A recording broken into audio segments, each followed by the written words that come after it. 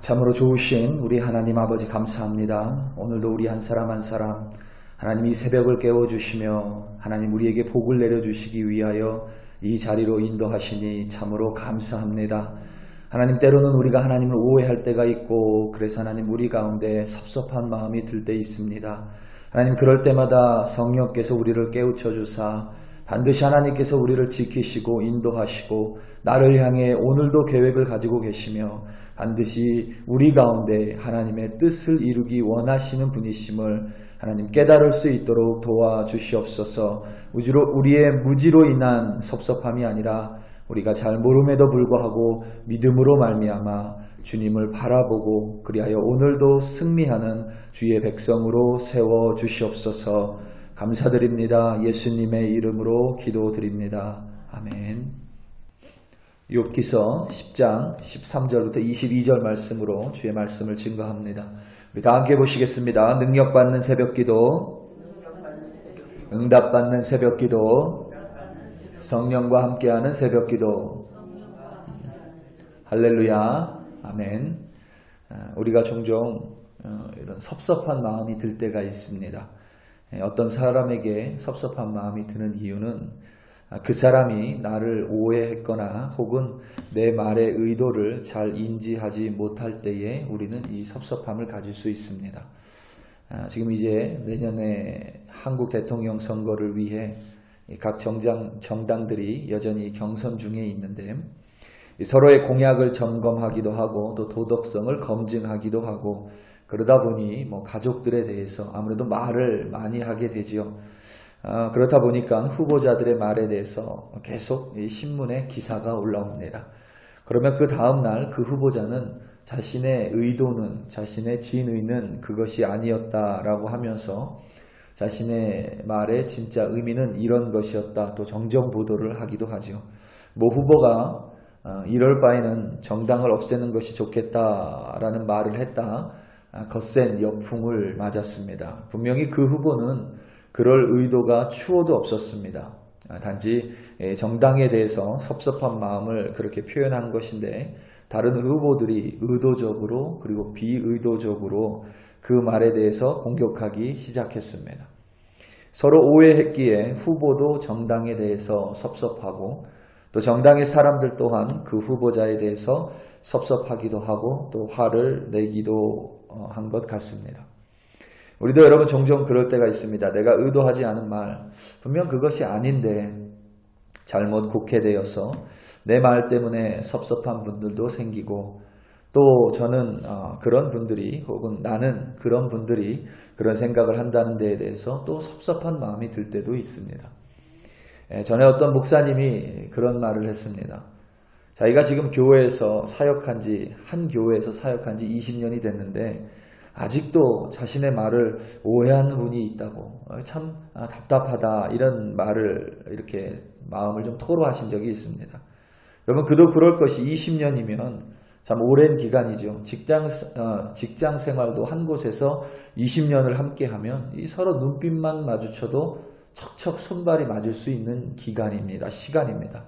그런데 함께 신앙생활을 20년 했으면 최소한 5회 정도는 하지 않을 만큼의 사이는 되지 않았을까. 이제 목사님은 그런 생각이었던 것이고 또 상대방은 좀 오해를 했었던 것이고 이런 것이겠죠. 이처럼 여러분 우리가 섭섭한 이유는 사실은 우리가 좀 무지하기 때문입니다.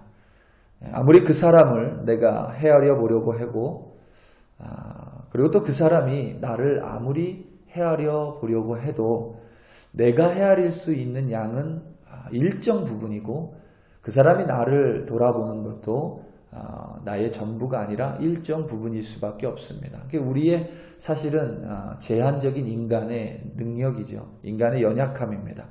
나만 그런 것이 아니라 모든 사람이, 그 사람도 그렇고 모든 사람이 그렇습니다. 이런 우스갯 말이 있었죠. 남녀가 서로 사랑합니다. 결혼 전에는 정말 서로 비슷한 것 같아요. 무슨 이 말만 하면 서로 다 이해하고 꼭 맞는 사람 같고 참 우리는 정말 비슷한 것 같다. 참 잘 알고 있다. 이렇게 여겼습니다. 그래서 결혼을 했습니다. 결혼하고 신혼생활 1년 차에는 이런 생각이 든대요. 우리가 되게 비슷한 줄 알았는데 그래도 좀 다른 부분이 조금은 있구나. 내가 저 사람을 잘 아는지 알았는데 내가 조금밖에 모르는구나. 결혼생활 2년 차가 되면 우리가 많이 다르구나. 내가 저 사람을 한 절반밖에 모르는구나. 결혼생활이 3년 차가 되면 나는 이 사람하고 완전 극과 극이구나. 나는 이 사람을 하나도 모르는구나. 이런 생각을 한답니다. 결혼 4년 차가 되면 이제 뭐 알아서 살아가겠죠. 아무튼 그렇습니다. 우스갯소리입니다. 정말 잘 아는 것 같았는데 같이 살아보니 정말 내가 이 사람을 잘 모르는구나. 이런 깨달음이 있다는 것이죠. 그래서 지혜로운 사람은 항상 자신의 무지를 인정할 수 있는 사람입니다. 내가 아는 것이 전부가 아니며 내가 아는 것이 극히 일부분이고 또한 그렇기에 언제든지 잘못 이해할 수 있구나라고 여기는 사람이 지혜로운 사람입니다. 하나님에 대해서도 여러분 그렇습니다. 우리가 종종 하나님께 섭섭할 때가 있습니다. 그러면 안 되지만 그럴 때가 있어요. 내 기도에 응답이 조금 더딘 것 같을 때 우리는 하나님께 좀 섭섭합니다. 내 기도에는 응답해 주지 않으시는데 저 사람의 기도에는 응답해 주시는 것 같을 때 우리는 좀 섭섭한 마음이 있어요. 저도 여러분 개인적으로 기도하는 기도 제목이 있겠죠. 제 개인적인 기도 제목이. 그리고 이제 여러분들의 기도 제목이 있는데 같이 기도하는데 내 기도는 참 잘 안 들어주시는 것 같은데 그래도 제가 이렇게 하는 여러분들 기도 가운데 응답해 주셨다는 얘기를 들으면 기쁘면서 한편으로는 왜 내 기도는 응답해 주지 않으실까 이런 마음이 하나님께 들을 때가 있습니다. 저 사람의 기도에는 응답해 주시는 것 같은데 혹은 다른 사람에게는 은혜를 내려주시는 것 같은데 나는 그렇지 않은 것 같을 때 우리는 하나님께 좀 섭섭한 마음이 있습니다. 오늘 본문 속에 욥의 탄식이 그러한 섭섭함을 드러내고 있습니다. 오늘 본문을 보면 욥이 하나님께 많이 섭섭해합니다. 오늘 말씀 13절입니다. 그러한데 주께서 이것들을 마음에 품으셨나이다. 이 뜻이 주께 있는 줄을 내가 아나이다. 아멘.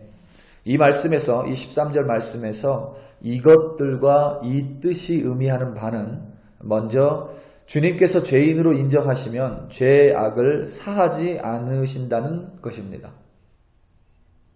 또 악하면 주님께서 화가 있을지라도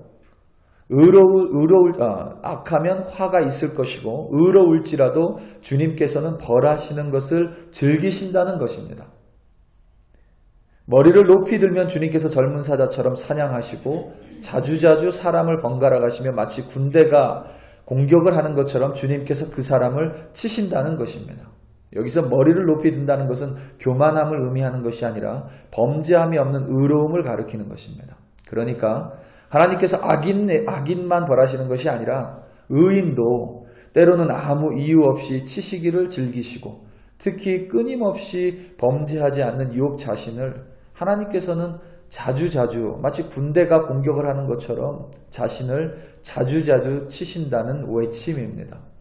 주님께서 자신에게 그처럼 행하고 있다고 욥은 탄식을 합니다. 그럴 바에는 차라리 내가 태어나지 않았더라면 좋았을 것이라고 주님께 자신의 섭섭함을 토로하고 있습니다. 하지만 성경은 여러분 그렇게 증거하지 않습니다. 하나님께서는 자신의 말씀을 듣고 순종하는 자에게 영원한 형통함의 복을 주시겠다라고 약속하셨습니다.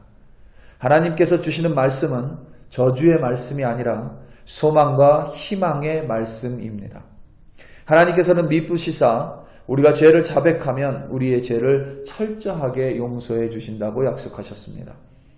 북이스라엘과 남유다의 그렇게 타락한 이스라엘 백성이지만 하나님께서는 수십 명의 선지자를 보내셔서 그들에게 말씀을 내려주셨습니다. 그 모든 말씀을 한 줄로 요약하면 돌아와라 나의 백성이여 내가 너희를 회복시키리라 입니다. 자복하고 회개하면 내가 너희를 반드시 구원하리라 입니다. 70번씩 7번이라도 용서하라고 하신 주님께서 분명히 그보다 더 용서하시는 분이십니다. 욥은 지금 섭섭함에 탄식하고 자신의 마음을 토로하고 있지만 실상 욥은 지금 하나님을 오해하고 있습니다. 욥이 하나님을 향해 섭섭하겠지만 하나님께서 또한 욥의 탄식의 기도를 들으시면서 때로는 안타까워하시고 또 섭섭해 하실 수도 있습니다. 우리 사랑하는 성도 여러분, 때론 사람이 나를 섭섭하게 할 때면 기억하시기 바랍니다. 내 무지함과 그 사람의 무지함으로 인해 발생한 섭섭함일 수 있습니다. 또한 하나님께 섭섭함이 들 때면 여러분 내 무지함을 기억하시기 바랍니다. 내가 아무리 하나님을 많이 아는 것 같아도 정말 우리가 하나님을 대면해서 얼굴과 얼굴을 맞이해서 하나님을 볼 때에 내가 알고 있는 부분이 정말 하나님의 발톱만큼일 수도 있습니다. 극히 작은 부분일 것입니다. 우리가 하나님께 좀 섭섭한 마음이 들 때마다 분명히 주님께서는 내가 알지 못하지만, 내가 깨닫지 못하지만, 내가 전체 그림을 볼 수 없지만 나를 주관하여 주시고 나를 인도하여 주시며 반드시 나를 지키시는 하나님이심을 기억하시기 바랍니다. 오늘을 꼭 책임져 주시는 주님으로 말미암아 오늘도 승리하시는 여러분들 되시기를 예수님의 이름으로 축원합니다. 우리 다 함께 기도하시겠습니다. 이 시간에 함께 기도할 때에 여러분 기도 가운데 김옥주 권사님 기억해 주시기를 부탁드립니다. 오늘 퇴원을 한다고 이제 들었습니다. 특별히 여러 가지 원인과 또 수술이 필요할 수도 있다라는 이야기를 합니다. 오늘을 더 지나봐야 더 자세히 알겠지만 여러분 기도 가운데 김옥주 권사님 기억해 주시기를 부탁드립니다. 우리 이 시간 다 함께 기도할 때에 우리 교회를 위하여 좀 합심하여 기도하기 원합니다.